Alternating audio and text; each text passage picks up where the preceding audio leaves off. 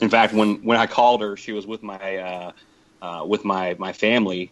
And when she hung up the phone, she told my dad, she said, "Hey, Ahmet just asked me to marry him." And my dad was like, "You told him no, right?" So that's how high they thought of me at that point. You're listening to the Real Christian Manliness podcast with Isaac and Tim Ingram. Let's get manly!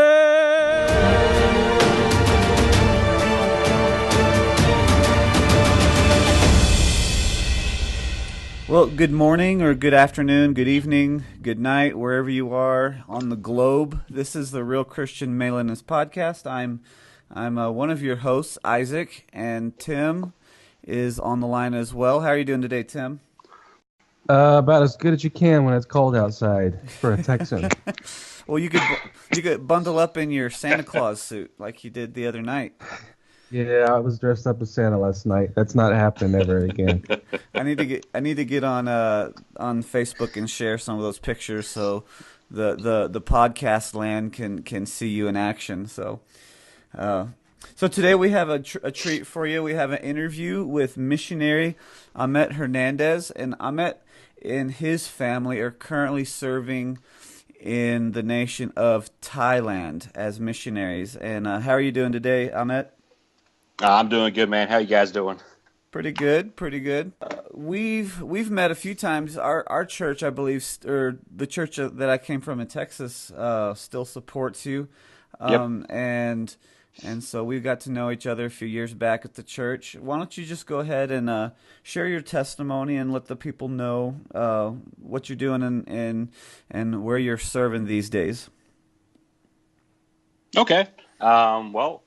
We have been over here for 3 years now.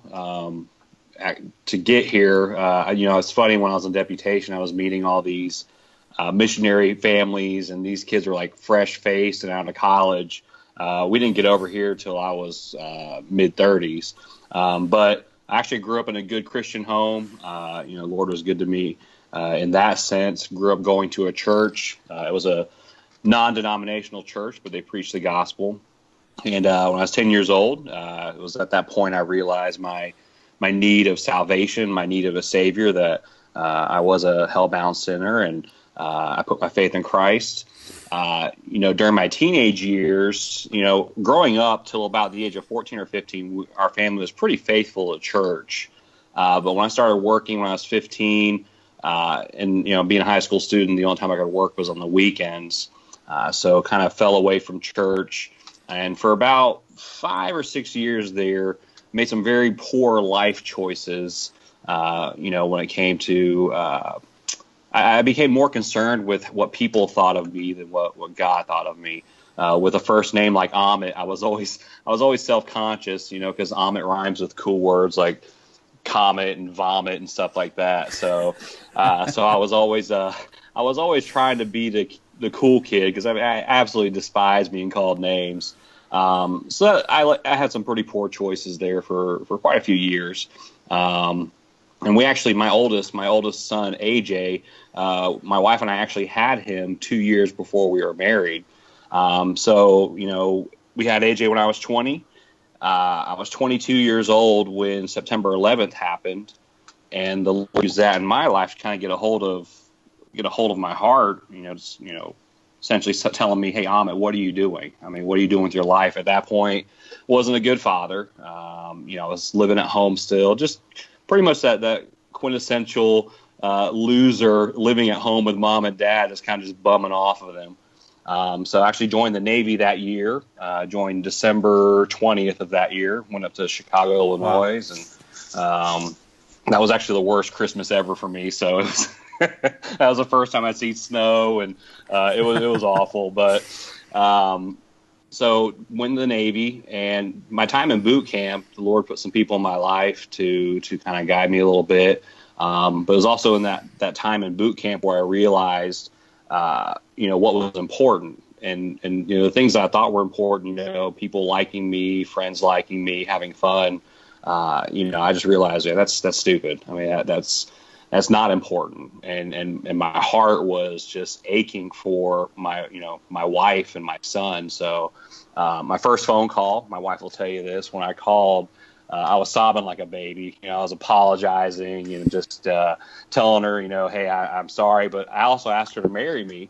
And she said yes over the phone, which was actually kind of shocking because at that point our relationship was pretty icy. In fact, when I called her, she was with my family, and when she hung up the phone, she told my dad, she said, "Hey, Ahmet just asked me to marry him," and my dad was like, "You told him no, right?" So that's how high they thought of me at that point. Nice.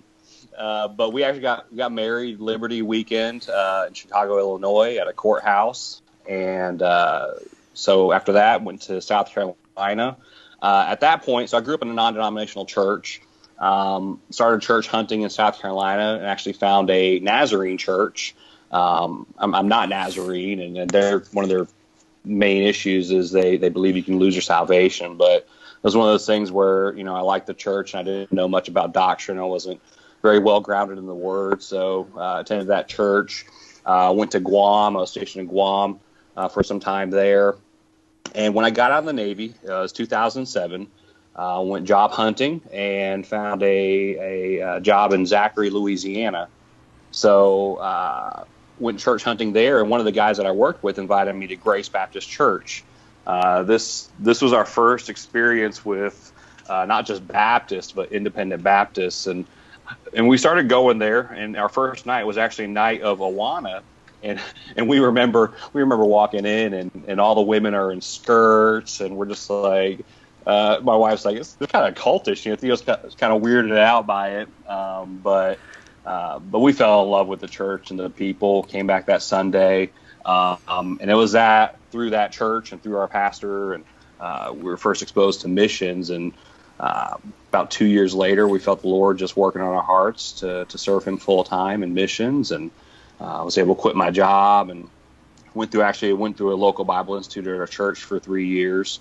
And during that time, we were praying about where God would have us to go. We had a family come by to present their ministry to Thailand and prayed about Thailand. And Lord just kind of, hey, that's where I want you guys. So here we are a few years later.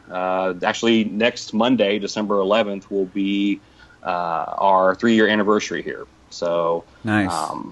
So we had some goals. We had some goals coming over here, learn the language, kind of get involved in church planting, and we're able to do that. So I'm able to teach and preach in Thai now.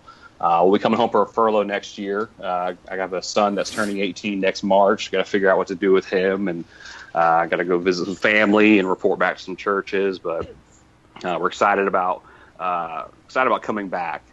When we first got here, it's kind of funny when it comes to missions. One of the first things you think is like, hey, when do I get to go back home? When do I get to back to see family? I'm looking forward to seeing my family and my church, but man, I want to get back to Thailand as soon as possible. So, but it's been good over here. We've past 3 years we've grown a lot. The Lord has certainly tested us and tried our faith, and it's been a good thing. It's been hard, but we know Him to be even more faithful now than we knew before. Wow, awesome! That's an amazing testimony, really, and it's kind of an example of what a Christianity can do in a man's life. Can you explain some of the things, how you may have changed from the man that you were as a young man to the man that you are now, and what the role of Christianity was in that? Oh yeah, absolutely. I mean, because the world around us just completely bombards us with what they think a man should be. And it's such a perversion of what God made us to be. It's not what we're supposed to be. Hey, a man's supposed to be this.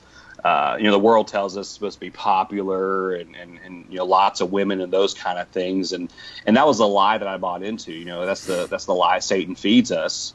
And I bought into that. So my view of what a man's man was completely skewed. And one of the cool things about our church in Louisiana, so the church I grew up in was non-denominational, and we lived in kind of a small town. It was a quiet town. So, when I got to Louisiana, it's a bunch of roughnecks out there, a bunch of hunters and stuff. And these men were, when I saw them, I'm thinking, man, these are manly men. You know, they're hunters. They're the Cajuns, right? They're the swamp people. But what made them really manly, right? I mean, just to be men of God was standing up for doing what's right. I mean, and that's one of the hardest things for us as men to do these days, is to stand for what's right, in spite of opposition, in spite of what the world tells us. And one of the areas I've grown in is not worrying about what popular opinion is, what people think about you. So that's definitely an area that I've grown in the sense that, honestly, the world's opinion doesn't matter. I mean, when we stand before God, when we answer to God, that's the opinion that matters, right? What God thinks is what matters. And one of the things I try to instill in my son. So my son, we call him AJ, but he's actually Ahmet the third. So one thing I try to instill in my son is not to worry about what the world thinks about you. Now, my son is way cooler than I was at his age. I mean, he's a good-looking guy. He's tall. He's sharp, and it's kind of funny over here in Thailand. All the Thai girls love him, right? They see him. He's tall, and he tries to play it off like he doesn't notice, but man, he notices. His chest puffs out a little more and everything. But one thing I try to instill in him is, man, don't worry about the world thinks or what the world's telling you what to do. What does God say? What does the Word say? And stand on that. Because, and you guys know this, I mean, the world's opinion is always changing. I mean, it's like just shifting sand. Yeah. There's no stability whatsoever. Whereas, being a man is standing on God's Word and doing exactly what He's told us to do. So has definitely changed. And that's one thing I'm very aware as a father, protecting my children from that constant bombardment. I can't filter it all out. One of the things about Thailand is a very sexualized culture over here, and you'll see things on billboards and you'll see things on the side of the road that you won't see. Well, I don't think you'll see in America. I haven't been there in 3 years. So, but protecting him from that and as much as I can, but then also teaching him, hey, bud, it's up to us to avert our eyes. It's up to us to not take that second glance. It's up to us not to allow that temptation to take hold of us. God gives us a way. Every temptation we have, right? Mm-hmm. We have a way to escape it, to get away from it. So teaching my son those things that, growing up, I didn't apply in my life, and I wish I did, but God has certainly used that in my life to teach me a lesson that I hope that my son has learned. Yeah.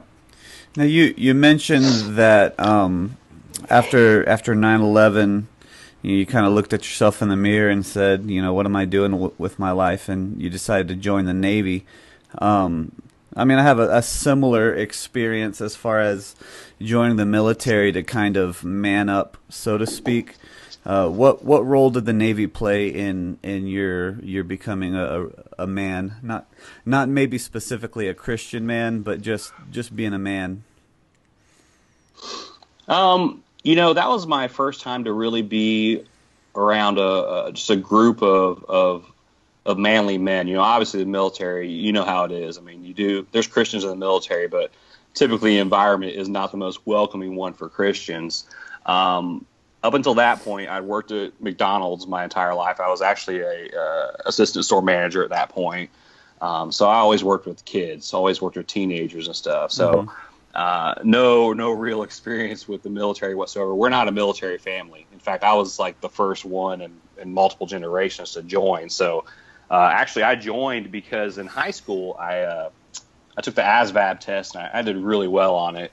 And actually went all the way to the recruiter's office, went up to Montgomery, Alabama, to the Navy recruiting station. I was ready to sign on. I was 18, but I got cold feet.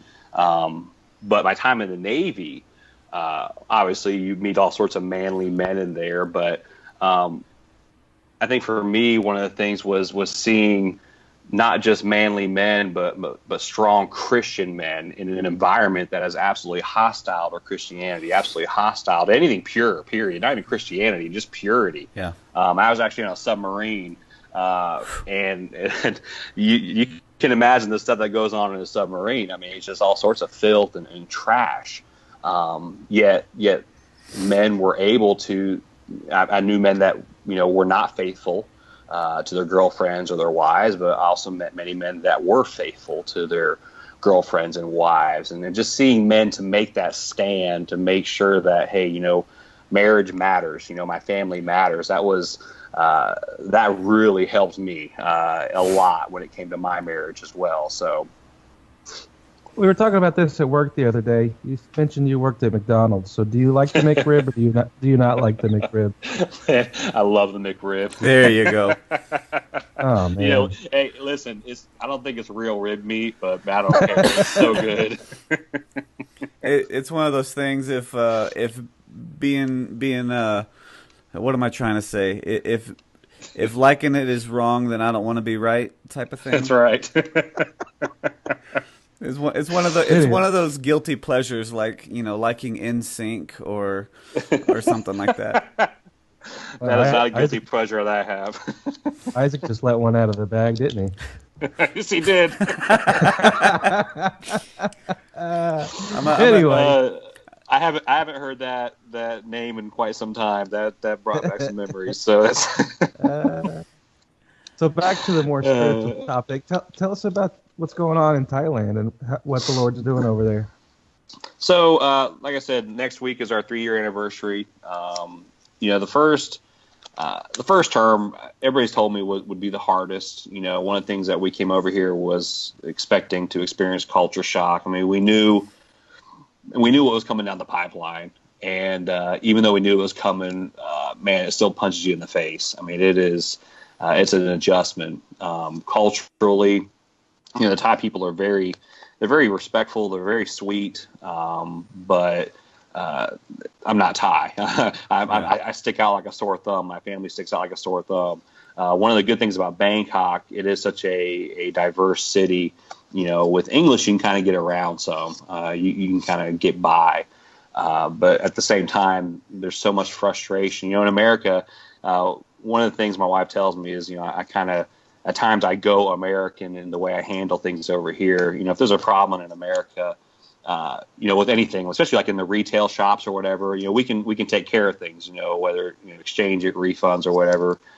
Man, it's like pulling teeth over here. And I feel so there was times where I felt so emasculated over here because I couldn't do anything. I had a problem in my bank, it would take a day just to get something fixed, something simple. But as far as the spiritual side over here, we've been involved in a church plant over here. Right now we're working with Brother Salmon at Bangjak Baptist Church. He's been here for 25 plus years. He's actually raised 2 sons over here. Both his sons are over here now, actually, which has also been an encouragement to me, to see that missionary kids don't all turn out to be screw ups, because that's what everybody was telling us on the field. Yeah, you guys are shaking your head, right? They don't all listen to NSYNC. But one of the things, one of the fears coming over here, when we came over here, my kids were 14, 11, and 10. So they weren't born and raised here. One of my biggest fears was, man, they're going to be like totally confused about who they are and who they're supposed to be. But, but to meet folks over here that raise kids that are still serving the Lord and following the Lord was an absolute encouragement. But over here right now, things are going well. Thailand is a super dark country as far as the spiritual realm goes. I'm sure you guys have seen pictures of the idols and the altars everywhere and people praying and bowing and kneeling and stuff. And, one of the things I try to convey to churches when I visit them, and it's hard to really explain, but when you come over here, you feel the spiritual darkness, right? I mean, you feel the spiritual oppression. I mean, this is absolutely a stronghold of Satan.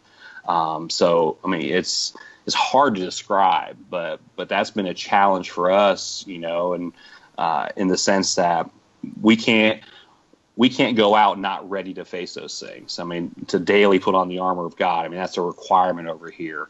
There's no leeway for not encountering that stuff. So, but the work over here is slower than I thought it would be.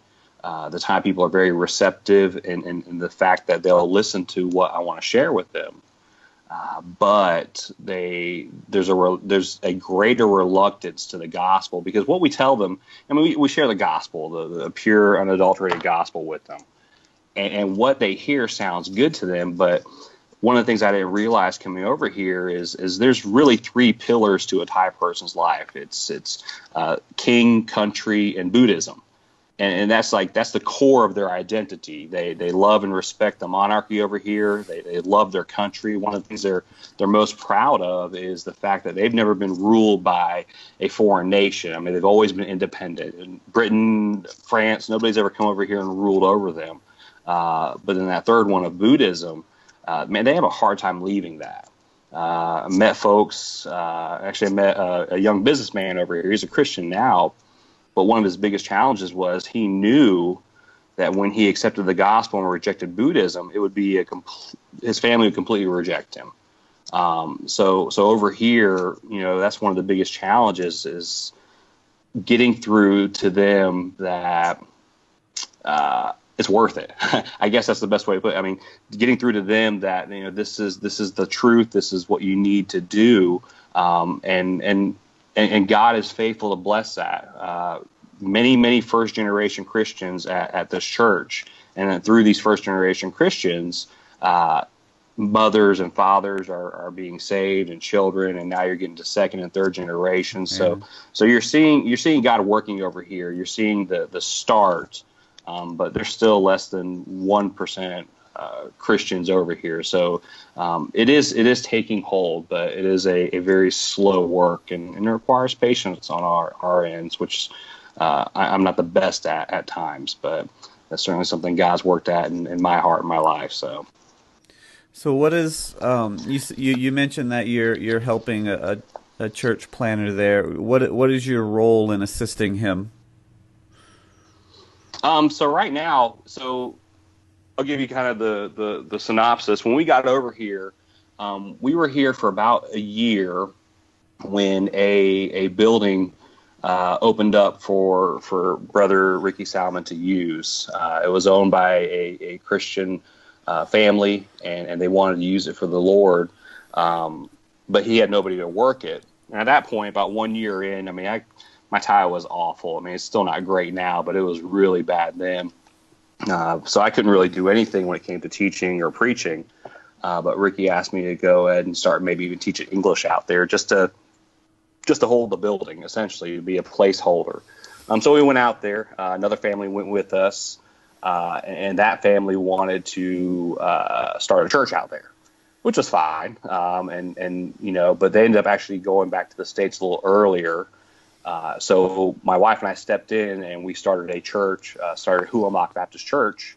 Looking back, honestly, we weren't ready for that, but we also knew that's what God wanted. It was one of those things where I just, it was one of those humbling experiences. We were out there for 18 months at this church plant.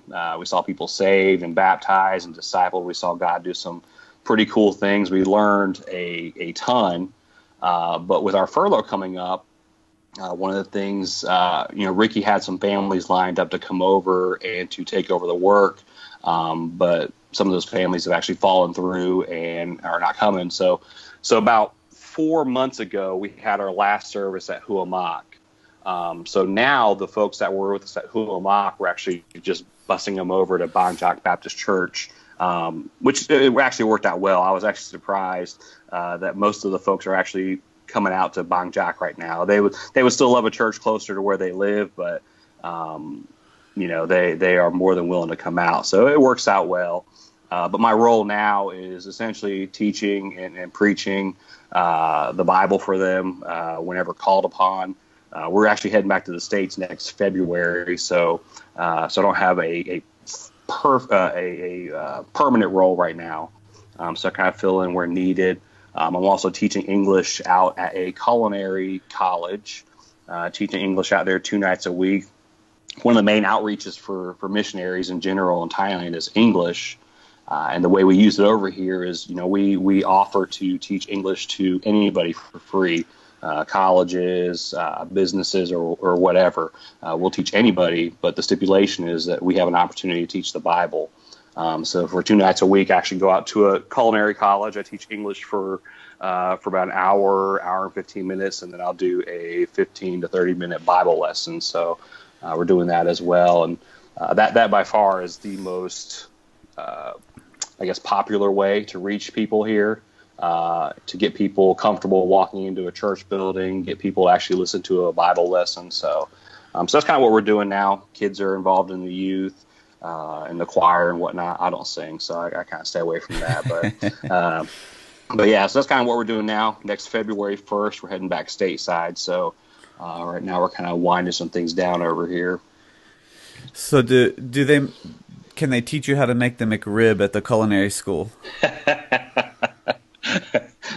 I think McDonald's has the magic, has the secret there.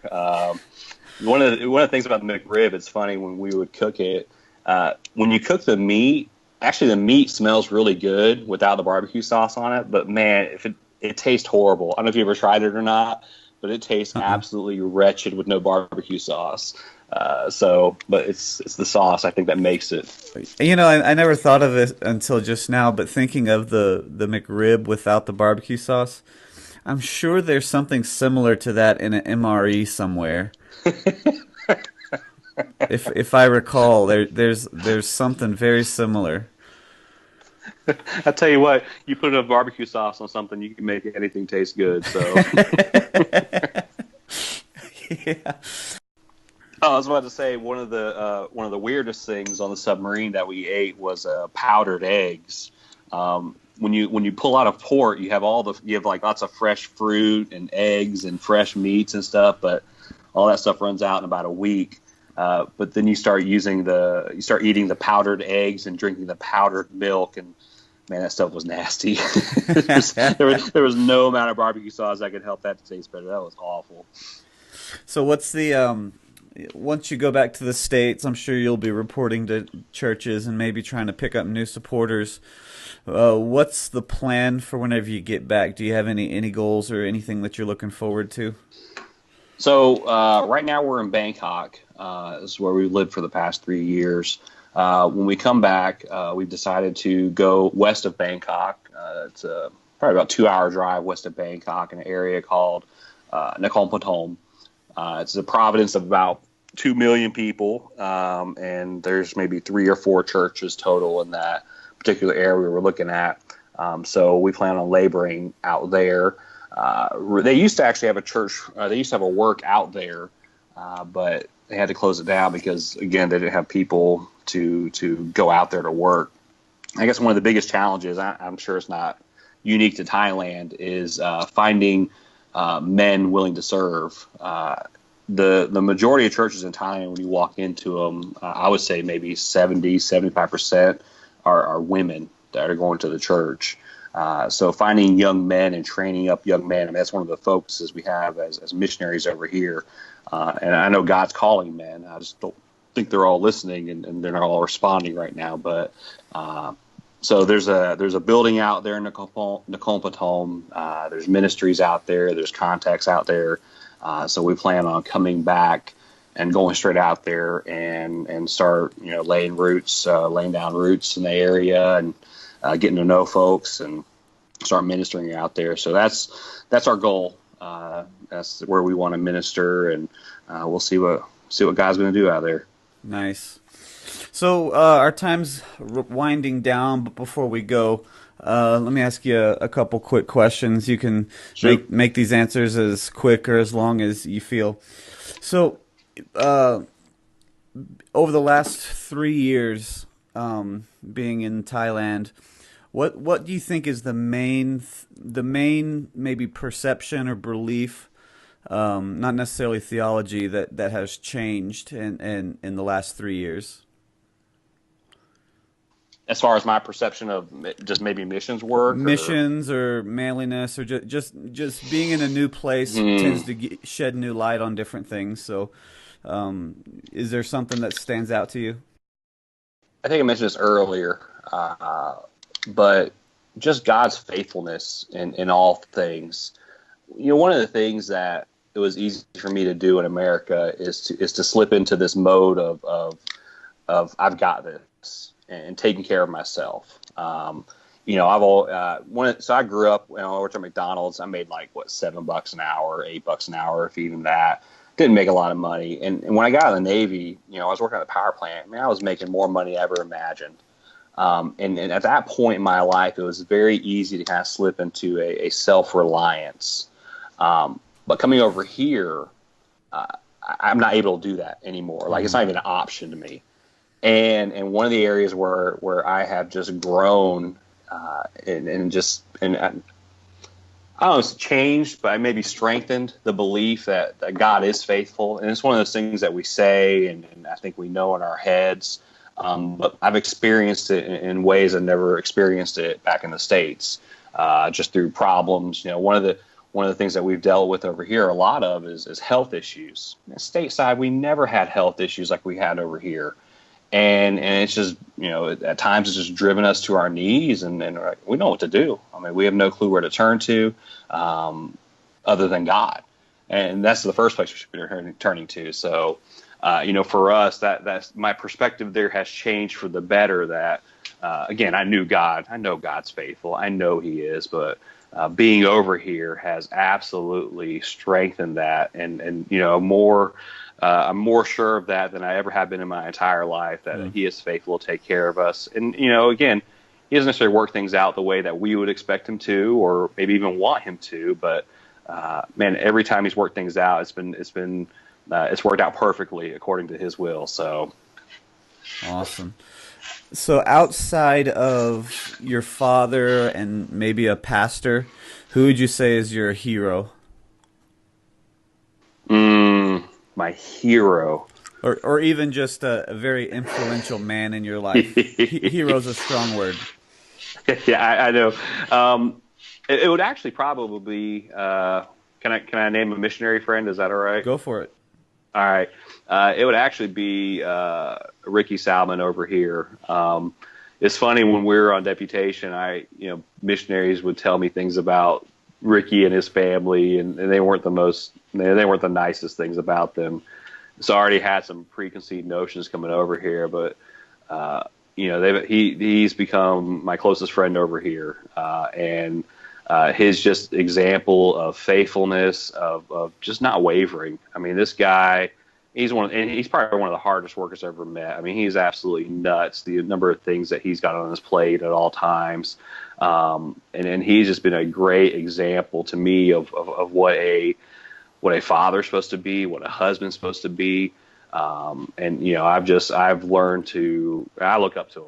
I mean, he's been faithful over here for 25 plus years. He's still growing strong. And, he's one of those missionaries that's going to die on the field. I mean, I don't ever see him ever going back. He's just that committed to the cause over here. And he's had super high highs and super low lows, but man, he keeps chugging along. And awesome. For me, that's just inspirational. And that's just, man, to see, it's funny because you read these stories of these old missionaries and you're like, oh my goodness, I can never do that. Admiral Judson. And you see these men that have just these prayer life. You guys are like, spiritual giants.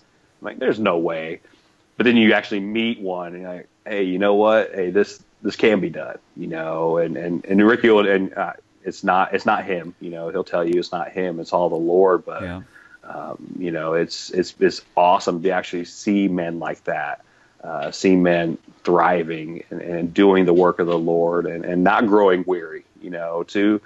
Too many, I know too many stories of missionaries or pastors that get burnt out and they leave early, and it's discouraging for us. I've known families over here that were here for it seems to be about the 2-year point over here is the tipping point for a lot of families to head back home, because the 2-year point's is probably the most difficult one.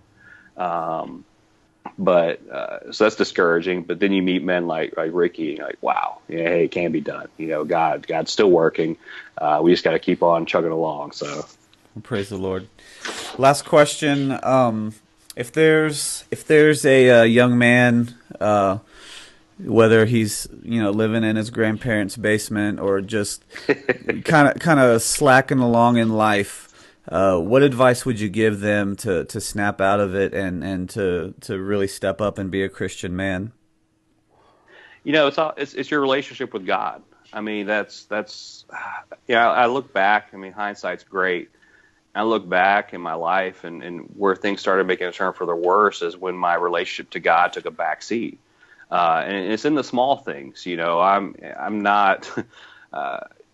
I can just look back at little decisions that were made that led to bigger decisions that were made. Just those little steps of compromise. And I'm not even talking about standards here. I'm just talking about biblical principles where you compromise. Where, talking about earlier about being exposed to lusting after women. That second glance, that compromise there, and you start finding yourself on this slope you keep sliding down. And at no point in that sequence of events in my life did I look to God. And it's because my relationship with him at that point was so shoddy, and that was no fault of his own. I mean, that was my fault. God's we're supposed to draw nigh to him, right? I mean, he's the constant. I was the one slipping away from him. I was the one turning my back to him. And it was at that point where God got a hold of me, and where I started growing again is when the relationship between him and I became a priority. So, for those that are thinking that, this feel like a loser, or even, there were times where I felt I was even too far gone. God can't use me. God redeems those things. Even though we screw things up so bad. I mean, we do some of the stupidest things. We lack faith. We make poor choices. God's not done with us. Paul talks about, forgetting things that are behind us, right? And looking forward and pushing on. That would be my encouragement to those that are just thinking, man, I'm such a loser. Okay, sure, you are. You messed up. You can't change the past. You don't dwell on it. Look to God. Get that relationship right again. Start serving him. Start following him. Obviously all the other things. Getting back into church, you reading your Bible and praying. But I guess making that relationship with God a priority in your life. I mean, that's so vital. And even even right now, as I'm talking about it, that's probably one of the first things that suffers when it comes to, at least for me, when it comes to getting busy, time management, whatnot. Usually that's the first thing that suffers in my life. It is my relationship with him, or, I might read less or pray less because I'm so busy, I got things to do. But man, that thing's so important. That's the most important thing to keep that should be the number one thing. Yeah, it definitely needs to be the number one thing for all of us. But for the wayward son, man, just I love the prodigal son. I mean, I absolutely love that story and that picture of God. The God the Father, his arms wide open, right? Man, he's just waiting for you to come back to him. He doesn't put you clean yourself up or, get things right, man. He's just standing there waiting for you. Yeah. So that'd be my encouragement, just, man, get back to God, get your relationship right with him, and it'll work out. There's certainly some, it's painful at times. It absolutely is painful. And, that's one of the things I tell my wife. I look back at our lives and, we didn't follow God's plan. And because of that, there are some hurts and there are some scars and there are some, things that happened that I wish hadn't happened. But God still took those things. I have a beautiful, beautiful, almost 18-year-old son from this, and I would never advocate having children before married. That's not God's plan. But, man, God still took that and redeemed it for something good. So. Yeah. God's good. He definitely can turn something that's not perfect and make something spectacular out of it. So, absolutely. Well, just like McDonald's does with the McRib, right? I like the theme. I like the McRib theme. We've had way too many McRib references for my taste. Listen, man, they don't even have those over here. You keep talking about it. I'm like, man, I want one so bad, but man, the culture shock. I'll wait till next year. Oh man, it's been a fun interview. We really appreciated the conversation we've had. Thank you for taking the time on what is it? A Saturday night or is it Friday night? It's Saturday night over here. Okay, yeah, he's over in Thailand, and so there's some time differences, so it's a little confusing. So, is there any place where people can look you up? Do you have social media? Do you have any type of online newsletter that you have? Absolutely. If you obviously just Google my name, I'll show up on a lot of things, but I'm on Facebook and Twitter. But our website is gospeltothailand.com, and you'll find links to all our social media and prayer letters and whatnot on there. So gospeltothailand.com. Now beware. You may find pictures of an extremely sick missionary in bed and in the middle of the day. So just beware if you decide to follow him. But otherwise, it's a lot of good stuff. Hey, I didn't know anything about the man flu until my last bout of sickness. I was like, "What's the man flu?" And it's a real thing, man. It's serious stuff. Yeah, about a week ago, I was bedridden for about 2 days. I was up to 103-degree fever, and it was just miserable. But the one thing I was confused about was something about Santa's favorite elf, and there's a picture of you in bed. Like, it was weird. Oh man, it was that was a mess up. I was trying to post a picture of my youngest, and for whatever reason, it posted the wrong picture, and it was captioned that I'm the cutest elf, but I can guarantee you, I am not the cutest elf. So I was afraid your wife's going to take your phone away for a while. So. Anyway. I've been good lately. It's all right. Okay, cool. So, Tim, you got anything you need to add? Just thanks for coming on the show today, Ahmet. Oh, man, I enjoyed it. All right, gentlemen out there, thanks for listening, and we'll see you next time on the Real Christian Manliness Podcast. Take care. It's one of those guilty pleasures, like, liking NSYNC or something like that. That is not a guilty pleasure that I have. Isaac just let one out of the bag, didn't he? Thank you for listening to the Real Christian Manliness Podcast. We hope you enjoyed our show. Now, if you could do us a favor, go over to iTunes and leave us a 5-star rating. That way other people can find us easily in the rankings. And if for some reason you don't think we deserve 5 stars, give us whatever you think we deserve, but please explain why we got that rating in a review. Now make sure you subscribe and have a great day.